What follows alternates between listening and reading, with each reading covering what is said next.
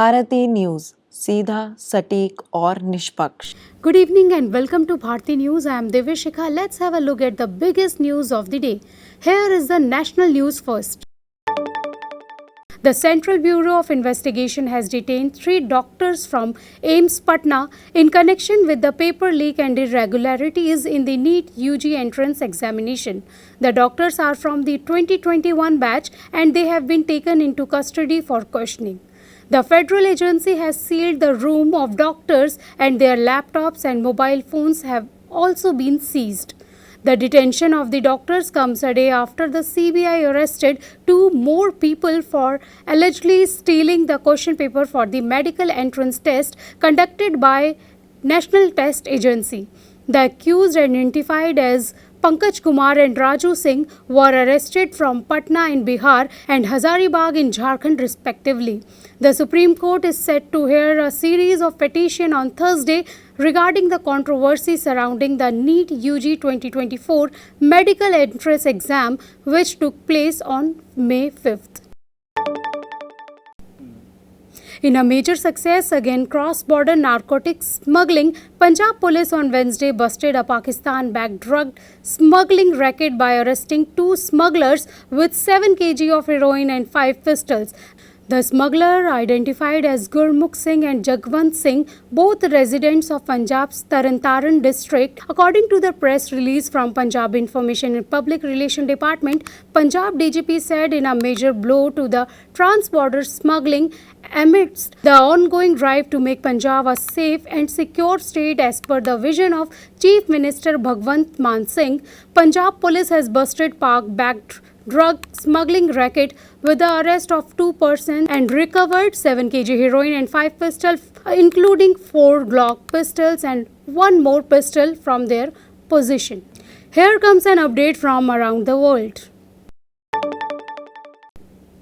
US President Joe Biden, who is under pressure from the members of his own party to end his re-election bid, tested positive for COVID-19 on Wednesday after his visit to Las Vegas and is experiencing mild symptoms, according to the White House.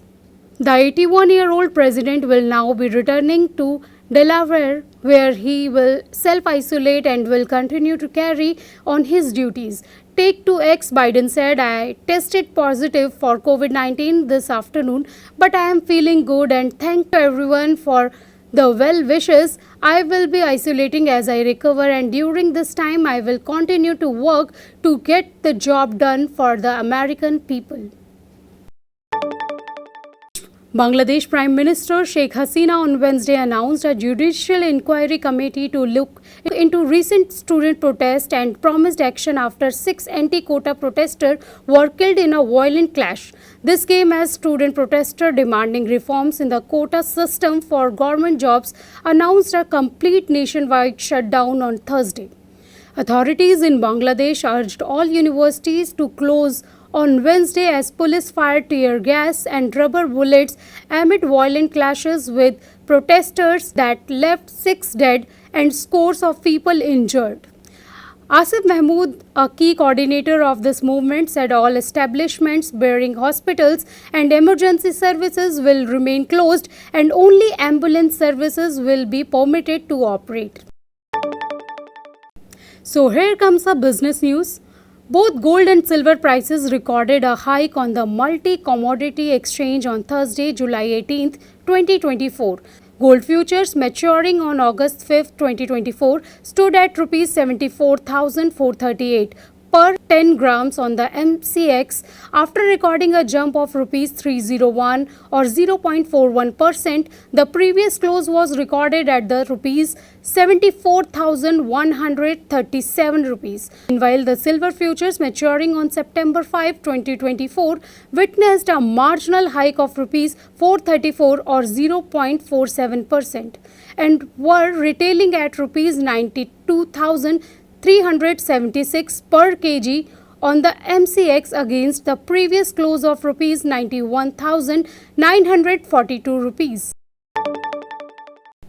Air India has introduced a voluntary retirement scheme along with a voluntary separation scheme for its non-flying permanent staff ahead of its merger with Vistara, said sources. This is the third time Air India has offered a voluntary retirement scheme to its permanent employees since its privatization 2.5 years ago.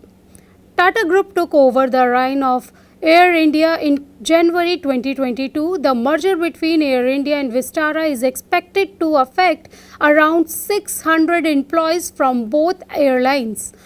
Tata Group, which owns both carriers, is working to accommodate some redundant employees within the Air India Group or other Tata Group companies. The fitment exercise evaluating roles and responsibilities has been ongoing for months. So here comes the sports news.